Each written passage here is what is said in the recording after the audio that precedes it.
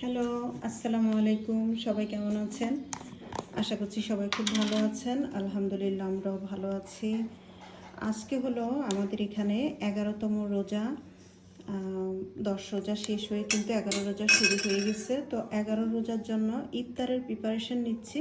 শুরুতেই আমি শরবতের জন্য প্রিপারেশন নিয়ে নিচ্ছি। এখানে ইসুপগুলোর ভুসিটা একটু আগে করে ভিজিয়ে রাখলে কিন্তু সুন্দর করে একদম হয়ে যায়, সফট হয়ে যায়। তো এই যে ইসুপগুলোর ভুসিটা এখানে রেখেছি। এখন একটু পানি দিয়ে আমি গুলিয়ে রেখে দিব। তো কিছুটা পানি দিয়ে মানে সফট হওয়ার জন্য রেখে দিব। পরে বাকিটা আমি মিক্স করব। কিন্তু এভাবে নেড়ে চেড়ে এক সাইড করে আমি শরবতটা রেখে দিই। তারপর এই যে মুড়ির পটে কিন্তু মুড়ি শেষ হয়ে গিয়েছে। প্রতিদিনই কিন্তু ছোলা সাথে একটু মুড়ি লাগে, তো আমি মুড়ি ঢেলে নিব। তো আমরা এবার বিশাল বড় সাইজের একটা মুড়ির প্যাকেট এনেছি। আসলে আমাদের তো মানুষ অনেক কম, এখনও কাউকে দাওয়াত করিনি বা কাউকে ইফতার পাঠানো হয়নি। মাত্র তো 10 রোজা গেল। ইনশাল্লাহ সবই করার ইচ্ছা আছে, সব কিছু যদি ঠিকঠাক থাকে। তো যাই হোক, এখন আমি এখানে মুড়ি ঢেলে নিচ্ছি। ছিদ্রটা একটু ছোটোই করেছি, বাতাস ঢুকলে হয়ে যাবে, এই জন্য মুড়িগুলো খুবই ভালো।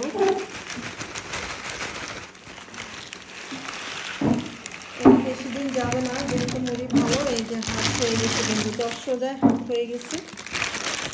আর এগুলো 2-3 দিন চলে যাবে, 2 দিন তো যাবেই। ঢাকনা লাগিয়ে এই তো আমি একদম টেবিলে হাতের কাছে রেখে দিই। আর এখানে এই যে অলরেডি খেজুর, এখনও খেজুর 1-2-3টা এরকমই খাই আমরা, বেশি খাওয়া হয় না। খেজুর আছে। আর একটু রুয়াবজা তো আমি প্রতিদিনই দিই, শরবতের সাথে লেবুও দিই।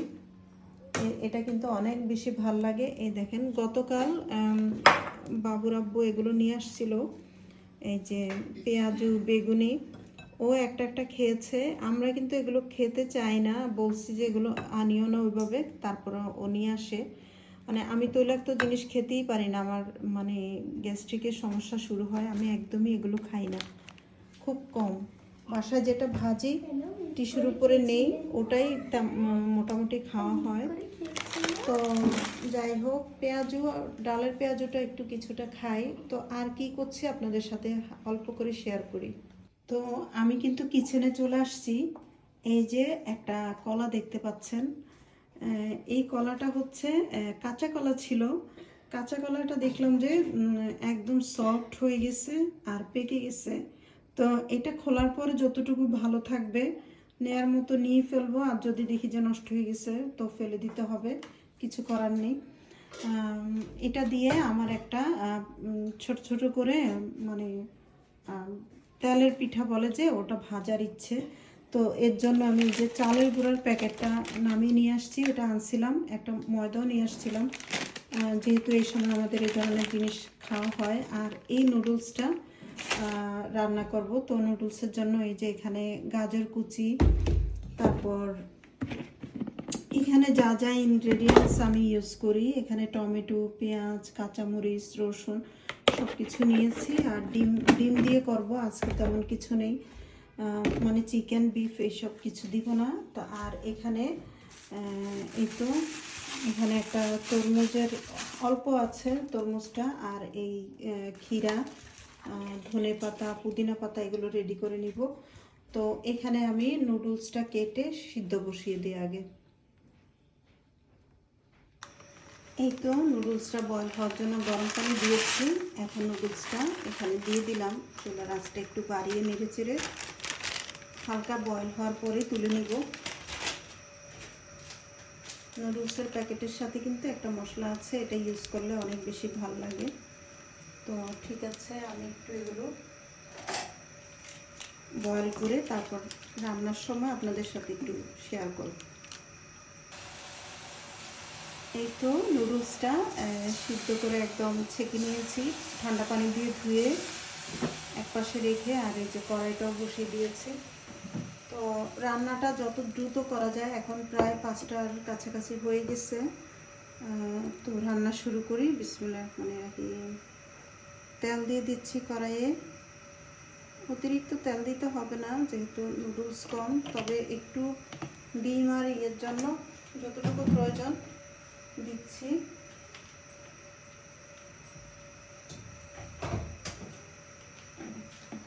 তা আমি সবসময় যেভাবে নুডলস রান্না করি ওইভাবে করব। শুরুতে একটু রসুন কুচি দিয়ে দিচ্ছি, এটা দিলে সুন্দর একটা ফ্লেভার আসে। একটা মোটামুটি বড় সাইজের পেঁয়াজ দিয়ে দিলাম, কাঁচামরিচ কয়েকটা। তো এগুলো একটু ভাজা ভাজা হোক, তারপর আমি ডিমটা এখানেই আমি যেভাবে করি এভাবে করব। তারপর এখানে টমেটো আছে, টমেটো কেটে রেখেছি, এগুলো দিব।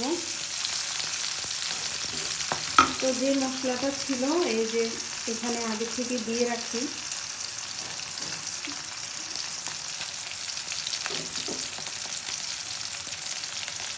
এটার মধ্যে কিন্তু অনেকটা লবণ থাকে।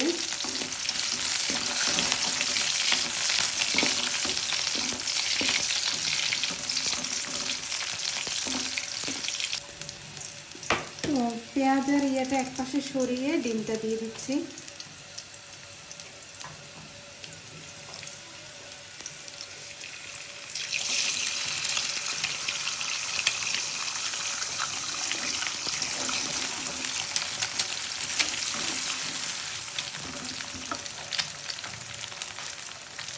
ডিমটা এভাবে হয়ে গেলে কিন্তু সুন্দর হয়।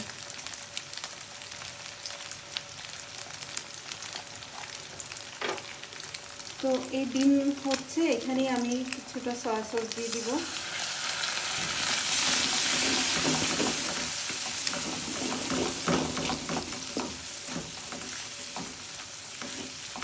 এভাবে করলে সুন্দর করে মাখা মাখা হয়, মানে ডিমটা নুডলসের সাথে।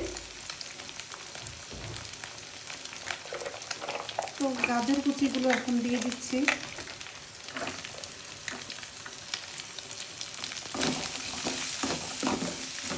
চুলার আঁচটা এই সময় একটু কমিয়ে দিতে হবে।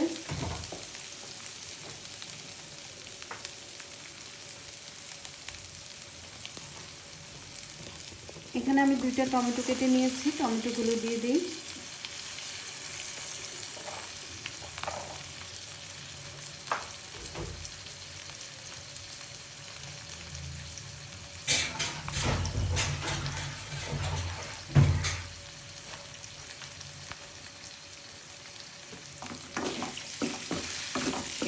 চুলার আঁচটা একটু কমিয়ে দিব, আর আমি একটু সুগার অ্যাড করি সবসময়ই, ওটা দিব। আর পরিমাণ মতো একটু লবণও দিব।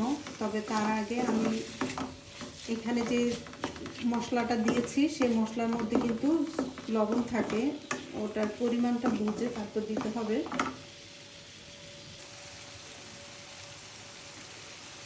এই তো আমি এই যে 1 চামচের মতো, এটা লাল চিনি অবশ্য, এটা দিয়ে দিলাম।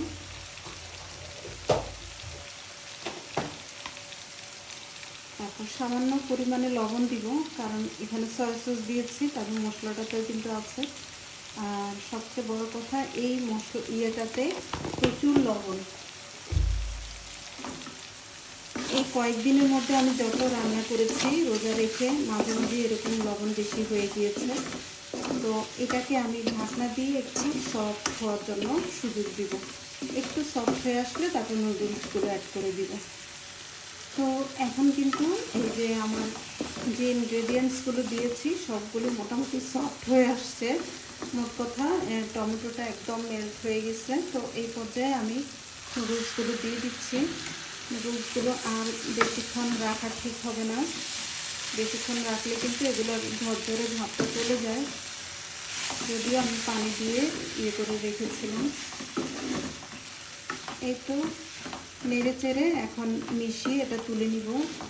তো আমার ভিডিওটা অনেক লং হয়ে যাচ্ছে। এরপর আমি আরেকটা ভিডিও মেক করব। আমি যে কলাটা দেখিয়েছিলাম, কলার পিঠা বানাবো, তো পারলে ওটা আপনাদের সাথে শেয়ার করব পরে। তো এখনকার মতো বিদায় নিচ্ছি। সবাই খুব ভালো থাকবেন, আমাদের জন্য দোয়া করবেন, আর আপনারাও সবাই ভালো থাকবেন। আল্লাহ হাফিজ, আসসালামু আলাইকুম। আমি কিন্তু ধনে পাতা দিব। এই তো আমি ধনে পাতা কেটে রেখেছি, ধনে পাতা দিব।